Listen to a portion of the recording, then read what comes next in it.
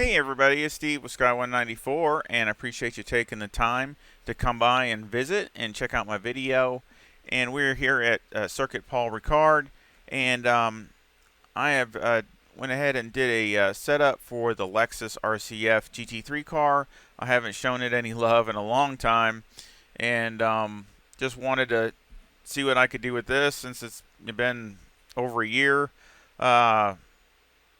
Since I did a video the last time, and of course I did things a lot different then than I do now. And so I went ahead and I was going to do the CP race, the late CP race, and I was going to use this car and just see how what it could do, because the one thing with this car, before we get started, is it is a super drafter. And what I mean by that is, it's got good downforce, but it has some drag. So when you get behind somebody, it's like you're hitting a nitrous button. I mean, it literally more than a normal car. I mean, it's crazy how good this thing drafts. So I really wanted to try it here and, do a good try to do a good setup, and then also throw in that X factor to see how it did, in a draft type thing. Well, I kind of went out the window, and the second race was another rainstorm, just like the other one that I did earlier with the Porsche. So, I really, I had to just make up a setup and just do a hybrid setup and go, and it worked okay, but I made a mistake and crashed, and I just wanted to rather concentrate on getting this done. So, but it was drafting really good, even in the rain. When I got behind a couple cars, and I could literally just go right up to them and pass them going down the back straightaway. So again, it's a great drafter. So of course here, doing this, obviously, there's nobody to draft with. So it's pretty much limited, and we will go over that on some of the limits of what it has. So we're just going to, and of course my lines are just my lines. I'm not saying they're the absolute lines. There's some different places that you can take stuff here, and it's all good. It all whatever works for you. This is just the lines I take. But that's why we're just gonna on this setup, we're just gonna make a lap, and of course it's a big lap, and then of course we'll just go to the last lap. So that way it's a little quicker. So let's get it started. Let's jump in the car.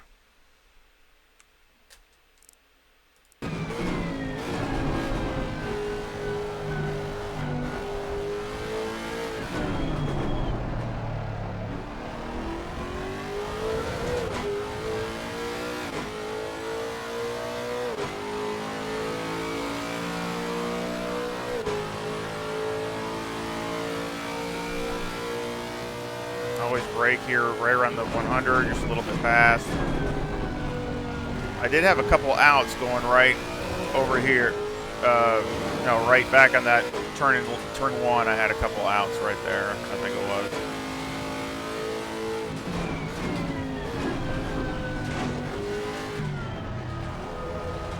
was. So I had a couple bloopers.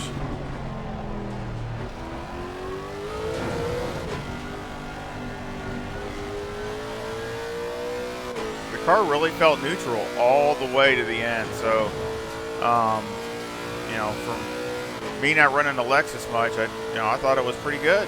I mean, it really was. I mean, it really felt neutral and didn't get crazy loose on me or crazy understeery on me, or So I really liked it. But if you look here, you see it gets to 173, and that's it.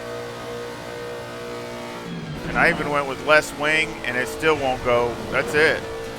And maybe unless you go with like no wing, but this doesn't. That don't work, because you can't handle anywhere else. So, but I know behind a car it'll shoot. I think it'll go up to high 170, 170 something mile an hour. So again, it's all in the draft. That's basically what it is. Once you get the air off of it, it'll definitely keep going. But I did try less wing, and it just won't go. It just sit there at 173. So that's just kind of a waste. I'd rather have the downforce and be able to attack the corners. Okay, so that was my fast lap, and that was a 155.62. And again, it's got 69 liters. You know, I started with 80 liters. So let's go to the last lap. So we're getting ready to start the last lap after a 30-minute stint. And I think it'd take about 82, maybe 82 liters or something for 45 minutes. I had 80 in there.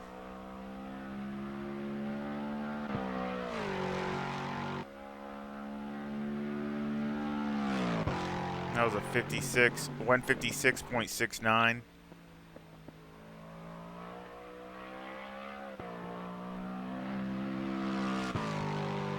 Just about a second slower than my fast, which that's not real bad. Especially here, it's very, very abrasive here.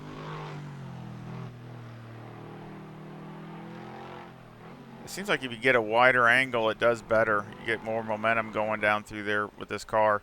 I mean, I was changing some of my lines during it, trying to find some where it would, you know, pick up on the delta. So, you know, that's another reason why I'm not showing it, because it's just, you know, I'm sure you could keep messing with it and nibble a little bit more off of it. But this is a really good setup.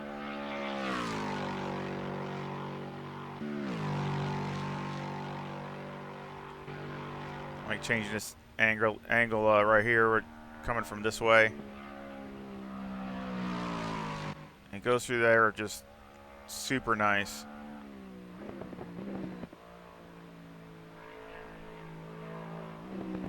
Very, you know, really flat for all that load on there.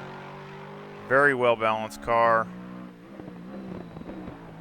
I mean, I just haven't driven it a lot, but it's very well balanced. Got a, you know, great sounding motor.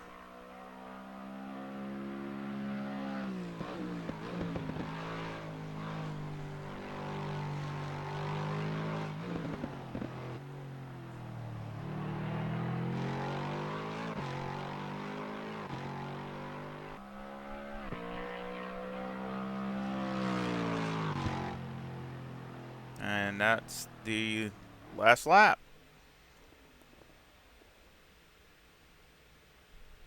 And that was a 156.47. So again, I mean, that's, you know, like 8/10 from my fast lap. So that's, you know, again, that's not really bad. I mean, that's okay. You know, it's a pass in my book. So let's go ahead and get to the setup. Oh, let's look at the timetables first. I did have the two outs right here, so they were still a 56.40 and a 56.5. I just kind of cut turn one too much. But as you can see, you got some 55s, lots of 56s. You know, 56.2, 56.5, 56.2, 56. Then it goes 7, 4. You know, so there's all right in the middle, high to middle. But then of course, earlier was in the 55s. So again, like I said, I think it's a really solid setup. Of course, I started with 80 liters. I got 25.3 left front, 26.1 left rear, 26.5 right front, and 26.8 right rear.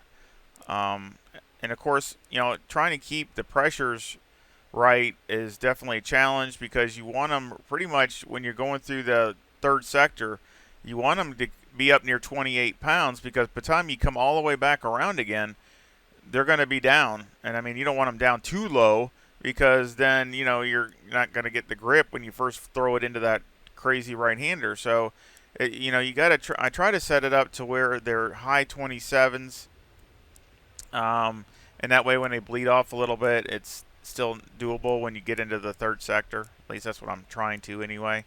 The toe on the front is negative 0.02. The camber is negative 3.4 on the left front and negative 3.5 on the right front. The caster is 11.1. And I did that to try to keep the range doable. The range on this left side was like, in that third sector, was like 9 degrees or something. I was trying to keep us to where it was keeping it around 6 or 7 degrees, and it's tough tough thing to do. So I mean, it took some spring action. It just took a combination of things to get it to be in that range. Because otherwise, if the car tilts over on that side too much, it's going to make it. It's going to make the temperature difference between inner and outer greater. So it was a combination of things. So, but anyway, the rear, the toe was 0.07, and the camber was -3 on the left rear, and -3.1 on the right rear. Electronics are 3 and 5. Fuel, of course, like I said, I had 80 liters. And these are the tires. There was moderate graining, which that's about the worst I like. I don't really like anything worse than that. I'd rather have light graining, but some tracks are really tough on that. I mean, every car I bring here, I mean, the Porsche, I've seen significant and severe and blisters, and I mean, it's really tough on tires here at Paul Ricard, especially that third sector. It's just a tire eater. So, you know, just to see moderate, nothing on the rear. That's, I mean, you could probably be a little bit more aggressive on the brakes for the rear, but I just didn't want to overdo it. So you could probably throw a little bit more bias to the back, and you might even pick up some time. But I just, like I said, I was kind of being on the conservative side, but because there's the wear it's almost even here, so that's not bad. And if anything, it's more wear on the left front than it is here, so you probably could do that. And that way it would get some performance and wear the rear tires a little more even with the fronts. I mean, it would help a little bit. It still wouldn't be even, but it would help it maybe a little bit. Mechanical will be 7 on the anti-roll bar on the front and 60 on the brake bias. Steering ratio I had at 12. The springs on the front are 154,000, and I did try some different rates on that. The bump stop rate is 1,000 on the left front and 900 on the right front, with a bump stop range of 1 on the left front and 3 on the right front. On the rear, the springs are 175,000 with a bump stop rate of 700 left and right, and the bump stop range is 10 on the left rear and 20 on the right rear. The anti-roll bar is 4, and the preload on the diff is 60. And that's another thing. I wouldn't go anything less than what this is. Nothing less. It's really hypersensitive to the diff preload. It's probably because of the motor. You know, it's pretty potent. So when I ran I tried less than this, but you can go, you know, qualifying you might be able to get away with it. But so if you want to qualify and try it, you might be all right. But I wouldn't do it in any kind of race, because as soon as the tire starts wearing one side or the other, you're going to lose it after so many laps. I did once. One of my stints, or one of my practices, I was doing like a pre-check, and that's what happened. So that's why I basically raised the preload on the diff back up a little bit. The shocks on the front are 15, 10, 23, and 21. And on the rear, they're 17, 12, 23, and 21. The aero, I got 54 on the front, 72 in the rear with a 5 rear wing and a 3 and a 2 in the brake ducts. And the front aero variation is a 0.6. And like I said, with the wing, I tried it with a few less, and it was the same speed. I didn't gain a single mile an hour. I might have got there a little sooner as far as the 173, but it just sat there at 173. So I don't. To me, I'd rather have 1 or 2 click more wing and be a little more more aggressive or more consistent through the stint. So that's, and I didn't see really any advantage. So I think that's maximum performance for the wing you have. So I think it's a really good setup, and I hope you try it out, and I hope it works good for you. Please, I really would appreciate a thumbs up and a subscribe if you haven't subscribed. It'd be really great to help support the channel. I really would appreciate it. And I sure hope any comments or feedback, before I forget, are always welcome. I love talking to all my friends, and I sure hope you set a personal best or do good in multiplayer, or however you want to use it. But I sure hope that you enjoy it and you come back and you visit really soon. Y'all take care. See you.